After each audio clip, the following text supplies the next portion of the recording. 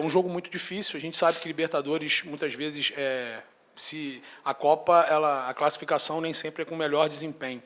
Mas eu queria saber de você, em relação a esse confronto e o confronto do Maracanã, a disparidade, a diferença do que foi esses confrontos, né? Claro que tem um adversário, tem a qualidade também do adversário, mas a disparidade que foi, principalmente do primeiro tempo do Flamengo e do segundo no Maracanã e o confronto de hoje. Um Flamengo que não conseguiu render, pelo menos, em chances, né?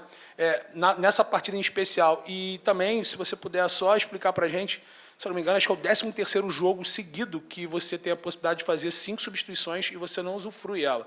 E você sempre fala de controle de carga. Você acha que isso também não pode estar interferindo na parte física do Flamengo? Boa noite. Boa noite. Primeiro, sei que como você bem falou, foi um jogo muito difícil. Um jogo onde o nosso adversário faz um sacrifício na fase defensiva imenso. Todos os jogadores se involucram muito para defender.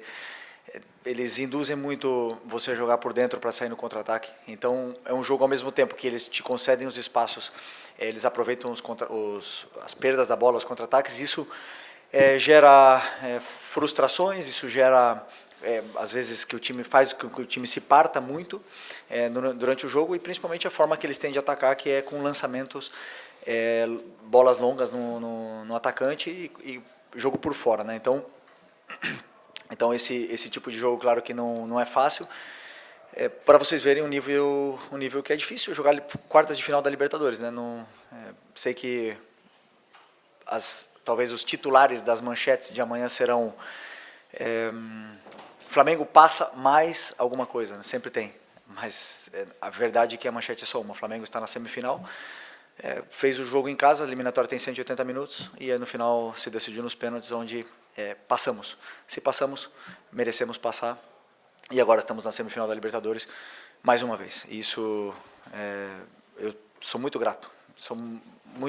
Sim, vivi desde que eu cheguei aqui no Flamengo, desde 2019, coisas incríveis, e sinto que esse clube, que eu, assim, não sei se eu vou ganhar alguma coisa, se não, mas eu sinto que esse clube aqui é especial, e a sinergia, a energia que eu tenho com esse clube faz eu viver emoções incríveis, e eu estou feliz por isso, por ter passado de fase. Sim. E sobre as substituições, eu sempre opto, lembrando que 4 anos atrás, 5 anos atrás, só podiam fazer 3 substituições, né? Essa regra nova são 5, e eu optei por deixar os jogadores no campo para os que poderiam bater pênalti, no caso do Jorginho. Eu queria ter tirado o Jorginho antes, mas imaginei o pênalti. O Lino, na minha visão, estava levando perigo por aquele lado, por mais que estava sendo difícil. Ele tem esse 1 contra 1 e esse terço final, tanto é que uma das melhores jogadas de perigo no segundo tempo foram dele, e optei por não fazer as trocas, porque eu acreditava que os jogadores que estavam no campo eram os melhores para poder vencer. Fisicamente não foi o problema, porque acabamos o jogo no campo do adversário em todo momento. Buenas noches, profesor Felipe. Gustavo Leizamón para Tiempo Deportivo. ¿Se va conforme con el rendimiento de su equipo hoy? Bueno, en español, ¿no? Ok. Bueno, ha sido un partido muy difícil. No ha sido un partido malo, pero ha sido un partido donde controlamos mucho el juego. Pero sí que es verdad que nos costó progresar las jugadas.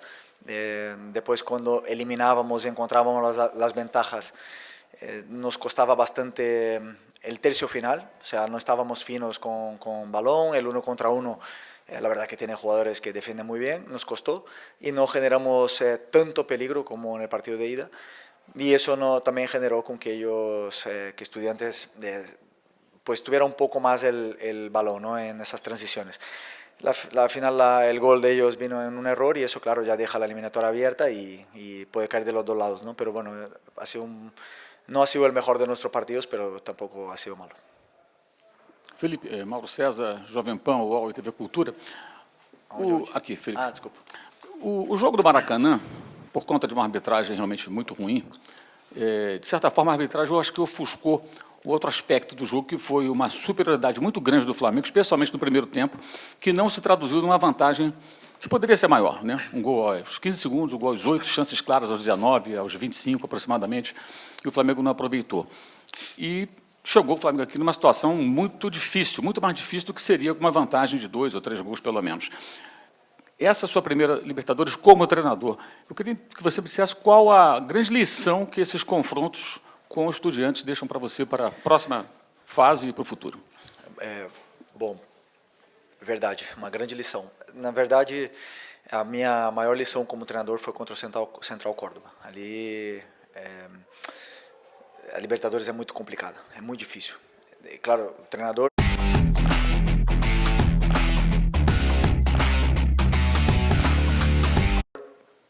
Eu, como treinador, tento propor a melhor das soluções na fase ofensiva para que os jogadores se sintam confortáveis com bola, com mais tempo para poder jogar e para que eles achem as soluções dentro do campo. Depois, o terço final é muito a criatividade, a confiança, o momento que o jogador se encontra.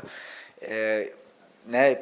Vocês podem ver que hoje, por exemplo, o Arrascaeta não estava no seu melhor dia, mas o Carrascal estava num bom momento, entrou muito bem no jogo. Então, vai muito do fino que está o jogador no dia do jogo. Né? Então, é verdade que criamos muitas chances, inclusive no segundo tempo tivemos 3 chances claras que não se traduziram no último passe, não se traduziram, que eu conto como chance clara, né? E deixou a eliminatória aberta. Né? Então, assim, já falamos do árbitro, infelizmente aconteceu, mas também estaria aberta com o 2-0. Então, o que eu tentei falar para os jogadores foi que para ganhar a Libertadores, às vezes temos que passar por essas provações. Né? Foi assim em outros anos também, são jogos muito difíceis, e temos que saber passar por esses momentos para chegar em mais uma semifinal de Libertadores. Não sei quantas o Flamengo chegou na sua história, mas eu lembro que ficou, quando eu cheguei aqui em 2019, eu já estava 38 anos sem chegar. Então, tô muito feliz de poder estar em mais uma semifinal e agora tratar com o respeito e o carinho que se merece, porque é o sonho de todo mundo ganhar essa Libertadores. Felipe, aqui na frente, na sua direita, aqui. Tudo bem? Boa noite. Gabriel Orfa, canal Paparazzo Rubro-Negro e Revista Placar. Felipe, eu sei que ainda é muito cedo para a gente falar da semifinal do jogo contra o Racing, acabou de acontecer o jogo das quartas, mas você acabou de falar que a sua maior lição na Libertadores foi no jogo contra o Central Córdoba. Eu queria saber quais lições você tira desse jogo aqui contra o Estudiantes, contra o time argentino, com a pressão aqui argentina muito, muito complicada, sabendo que tem um jogo mais... talvez com uma pressão ainda maior, porque é um estádio maior, e você estava lá quando o Flamengo foi eliminado, em 2021. Como é que você... quais lições você tira desse duelo com o Estudiantes para esse jogo da semifinal contra o Racing? Obrigado. Cada time, cada jogo tem uma história diferente, um contexto diferente, mas na verdade que as equipes argentinas são muito competitivas. Né? Então, esse é o primeiro ponto, igualar essa intensidade, essa competitividade, que é o que tentamos fazer sempre. Contra esses times argentinos, e o que mais me surpreende deles como treinador é ver o quanto eles conseguem cobrir de campo com sacrifício. Né? Às vezes em inferioridade numérica, um atacante marcando 2, 3 jogadores,